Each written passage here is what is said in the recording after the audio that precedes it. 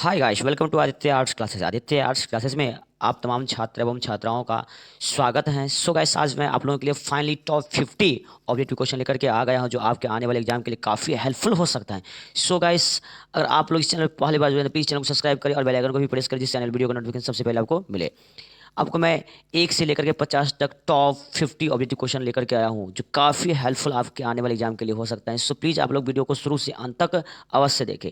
ये जो है आपको आर्ट, साइंस, कॉमर्स तीनों फैकल्टी स्टूडेंट के लिए है, चाहे साइंस के हो, चाहे कॉमर्स के हो, चाहे आर्ट्स के हो, तीनों फैकल्टी स्टूडेंट के लिए ये वीडियो काफ़ी यूजफुल हो सकता है। सो आप लोग प्लीज़ चैनल पे बने रहे और वीडियो को शुरू से अंत तक वॉच करें। तो चलिए हम फर्स्ट क्वेश्चन की ओर चलते हैं। फर्स्ट क्वेश्चन आपका हो जाता है, माथुर जी किस राज्य के शिक्षा सचिव नियुक्त हुए? तो आपके सामने चार ऑप्शन दिया हुआ है, मध्य प्रदेश, बिहार, आंध्र प्रदेश, कर्नाटक। तो माथुर जी जो थे मध्य प्रदेश के शिक्षा सचिव नियुक्त हुए थे। चलिए क्वेश्चन नंबर हम 2 की ओर चलते हैं। पुंडलिक जी कौन थे? क्वेश्चन नंबर 2 है, पुंडलिक जी कौन थे? आपके सामने ऑप्शन दिया हुआ है, गांव का मुखिया, शिक्षक, चिकित्सक और डी में राजनेता। जो आपको पता ही है, पुंडलिक जो थे, यानी पुंडलिक जी शिक्षक थे। पुंडलिक जी कौन थे? शिक्षक। चलिए अब हम क्वेश्चन नंबर 3 की ओर चलते हैं। माथुर जी को भितिहरवा पहुंचने पर कौन मिले?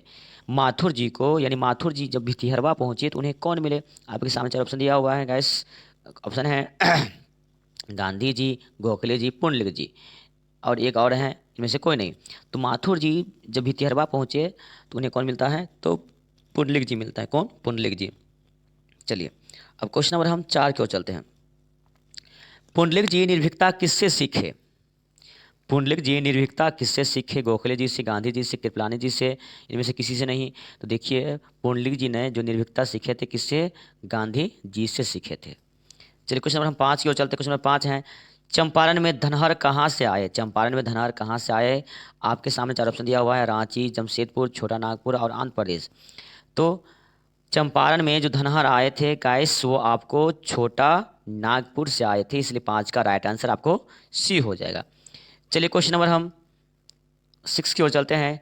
तिनकठिया प्रथा का संबंध है, तिनकठिया प्रथा का संबंध है तंबाकू से, मसाला से, नील की खेती से।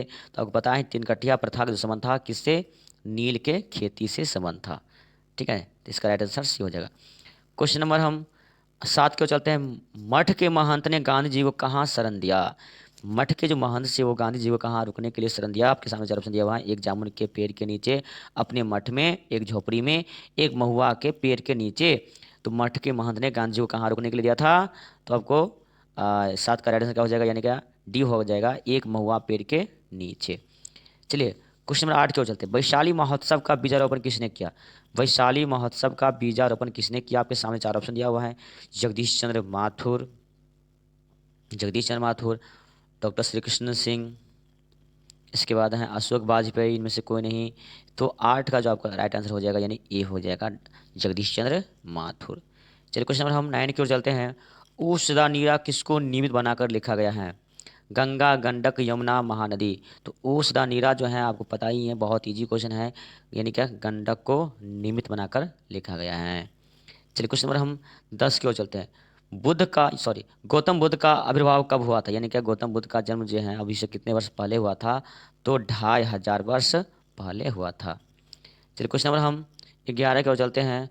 ओ मेरे सपने क्या हैं? ओ मेरे सपने क्या हैं? उपन्यास, कहानी, नाटक। तो 11 का जो है आपका राइट आंसर क्या हो जाएगा? सी हो जाएगा, यानी कि ओ मेरे सपने जो हैं नाटक हैं। क्या है भाई? नाटक। चलो क्वेश्चन नंबर हम 12 की ओर चलते हैं। कन्नार के नाटककार कौन हैं? जयशंकर प्रसाद, जगदीश चंद्र माथुर, हरिकृष्ण प्रेमी, मैथिली शरण गुप्त। तो 12 का जो आपका राइट आंसर क्या हो जाएगा? जगदीश चंद्र माथुर। चलिए क्वेश्चन नंबर हम 13 की ओर चलते हैं। क्वेश्चन नंबर 13 है, एक लेख और एक पत्र के रचनाकार कौन है? अब बहुत सा इजी क्वेश्चन है ये। एक लेख और एक पत्र के रचनाकार कौन सा है? नामवर सिंह, मोहन, राकेश, भगत सिंह। तो पता ही है, सबको ये पता होगा, यानी भगत सिंह। 13 का right answer C. Question number 14, Bhagat Singh किस उम्र में क्रांतिकारी गतिविधियों में शामिल हुए? यानी भगत सिंह किस उम्र के थे जिस वक्त ये आपको देश की स्वतंत्रता सेनानी यानी स्वतंत्रता संग्राम में भाग लिए थे? तो 14 का राइट आंसर क्या हो जाएगा? यानी क्या 12 वर्ष। कितने वर्ष में? 12 वर्ष की शुरुआत में। तो इसका राइट आंसर हो जाएगा 14 का बी, 12 वर्ष। चलो क्वेश्चन नंबर 15, 1914 ईस्वी में भगत सिंह किस पार्टी की ओर आकर्षित हुए थे? किस पार्टी की ओर गाइस? नेशनल पार्टी, राष्ट्रवादी पार्टी, स्वतंत्र पार्टी, गद्दर यानी गद्दर पार्टी। तो किस और? गद्दर यानी गद्दर पार्टी की ओर आकर्षित हुए थे। कब? 1914 ईस्वी में। 16, एक लेख और एक पत्र के रचनाकार कौन है? एक लेख और एक पत्र के रचनाकार कौन है? तो भगत सिंह है। कौन है? भगत सिंह, एक लेख और एक पत्र के रचनाकार। क्वेश्चन नंबर 17, मतवाला पत्रिका कहाँ से निकलती है? कानपुर, पटना, कोलकाता। आपके सामने तीन ही ऑप्शन मात्र इसमें है। तो मतवाला पत्रिका कहाँ से निकलती है? तो कोलकाता से निकलती है। कहाँ से? कोलकाता। ठीक ना? कहाँ से? कोलकाता से निकलती है। चलिए क्वेश्चन नंबर हम 17 को चलते हैं। महेश्वर की पत्नी का नाम क्या है? प्रभावती, मालती, लालती, कलावती। तो क्या नाम है? महेश्वर पत्नी का नाम मालती नाम है। क्या है? मालती। क्वेश्चन नंबर हम 19 की ओर चलते हैं। मालती के पति किस बीमारी का ऑपरेशन करके आए थे? मालती जो पति थे यानी कौन सी बीमारी का ऑपरेशन करके आया था गाइस? पथरी, गैंग्रीन, कैंसर। तो पता ही है, यानी कि मालती के पति जो था गैंग्रीन के पेशेंटों का इलाज क्या करते थे, इसलिए इसका राइट आंसर बी हो जाएगा। चलिए क्वेश्चन नंबर हम 20 की ओर चलते हैं। महेश्वर कौन सा फल लेकर आया था? महेश्वर जो था कौन सा फल लेकर के आया था? तो आपके सामने चार ऑप्शन दिया हुआ है, आम, केला, सेब, संतरा। तो आपको पता ही है डॉक्टर महेश्वर ने मालती के लिए पेपर में लपेट करके आम लाया था, है कि नहीं? क्या चीज़? आम लाया था। ठीक है। चलिए क्वेश्चन नंबर हम 21 को चलते हैं। मालती के पति क्या है? वकील हैं कि डॉक्टर है, प्रधानाध्यापक, अभियंता है गाइस? तो मालती के जो पति हैं पता ही है आपको, डॉक्टर है। क्वेश्चन नंबर 22, तार सप्तक का संपादक कौन है? कन्हैयालाल नंदन, धर्मवीर भारती, सच्चिदानंद वासनाज्ञ, इनमें से कोई नहीं। तो 22 का राइट आंसर क्या हो जाएगा? आपको सी हो जाएगा, यानी आज्ञा जी। चलिए क्वेश्चन नंबर हम 23 को 23 यानी 23 को चलते हैं। मालती महेश्वर की संतान का क्या नाम है? तू टीटी, दूदू, चिट्टी। तो 23 का राइट आंसर क्या हो जाएगा? राइट आंसर मालती के पुत्र का नाम टीटी था। क्या? T T. ठीक ना? चलिए क्वेश्चन नंबर हम 24 को चलते हैं। रोज कहानी की नायिका है? रोज कहानी की नायिका कौन है? मधुमालती, मालती, मालविका, इनमें से कोई नहीं। तो रोज कहानी की जो नायिका है गाइस, मालती, इसलिए राइट आंसर बी हो जाएगा। चलिए क्वेश्चन नंबर हम 25 को चलते हैं। उत्तर प्रियदर्शी नाटक के नाटककार कौन है? उत्तर प्रियदर्शी नाटक के नाटककार कौन है? जगदीश चंद्र माथुर, सच्चिदानंद हिरानंद वात्सन आज्ञे, जयशंकर प्रसाद, में से कोई नहीं। तो 25 का जो आपका राइट आंसर बी हो जाएगा, यानी क्या? सच्चिदानंद हिरानंद वात्सन आज्ञे। ठीक है। चलिए क्वेश्चन नंबर हम 26 को चलते हैं। दिनकर जी किस युग के कवि हैं? दिनकर जी किस युग के कवि हैं? आपके सामने चार ऑप्शन है, भारतेंदु युग, छयवादी युग, छायादोत्तर युग, इनमें से कोई नहीं। तो दिनकर जी जो है आपको यानी कि छायावत्तर युग के कवि हैं, इसलिए इसका राइट आंसर सी हो जाएगा। क्वेश्चन नंबर 27, गंधारी थी किसकी माँ थी? यानी दुर्योधन की माँ, कृष्ण की माँ, अर्जुन की माँ या बलराम की माँ? तो गंधारी जो थी आपको किसकी माँ थी? दुर्योधन की माँ थी। चलिए क्वेश्चन नंबर हम 27 हो गया, 28 को चलते हैं। युद्ध और शांति की समस्या पर लिखी गई काव्य कृति क्या है? नील की कुसुम, कुरुक्षेत्र, दौंड, गीत, उर्वशी। तो क्या हो जाएगा? 28 का आपका राइट आंसर बी हो जाएगा, कुरुक्षेत्र। 29, दिनकर जी का दिनकर जी के अनुसार क्या होना चाहिए यहाँ पे? दिनकर जी के अनुसार यदि पति विचार है तो पत्नी क्या है? तो क्या है? भावना है। 29 का B right answer. Question number 30, Dinkar ji की पहली कविता कब प्रकाशित हुई थी? 1920, 1925, 1930, 1935। तो उसका राइट आंसर क्या हो जाएगा? 1935। यानी कि दिनकर जी की पहली कविता कब प्रकाशित हुई थी? 30 का बी होगा, यानी 25 होगा। 1925 में इनका पहली कविता प्रकाशित हुई थी। तो 30 का राइट आंसर आपका बी हो जाएगा। चलिए क्वेश्चन नंबर हम 31 की ओर चलते हैं। रामधारी सिंह दिनकर की रचना कौन सी है? उसने कहा था जूठ नारीश्वर, में से कोई नहीं। तो रामधारी सिंह दिनकर की कौन सी रचना है गाइस? तो अर्ध नारीश्वर है। कौन सी है? अर्ध नारीश्वर। चलिए क्वेश्चन नंबर 32 को चलते हैं। दिनकर जी का जन्म बिहार के किस जिले में हुआ था? समस्तीपुर, बेगूसराय, पटना, भोजपुर। तो दिनकर जी का जन्म जो है आपको बेगूसराय जिला में हुआ था। कहाँ पे? बेगूसराय जिला में दिनकर जी का जन्म हुआ था। चलिए क्वेश्चन नंबर 32 को चलते हैं। अर्धनारीश्वर में किस गुण का समयव है? यानी नारी के, नारी और पुरुष दोनों के, पुरुष के, इनमें सभी। तो क्या हो जाएगा? इस 33 का राइट आंसर आपको बी हो जाएगा। यानी क्या? अर्धनारीश्वर जो है नारी और पुरुष दोनों के रूप हैं, जैसे भगवान शिव। चलिए क्वेश्चन नंबर हम 34 को चलते हैं। जयप्रकाश नारायण किसको भाई कहते थे? जयप्रकाश नारायण किसको भाई कहते थे? दिनकर जी को, जवाहरलाल नेहरू जी को, रामनाथ गोयनका को। तो 34 का राइट आंसर क्या हो जाएगा?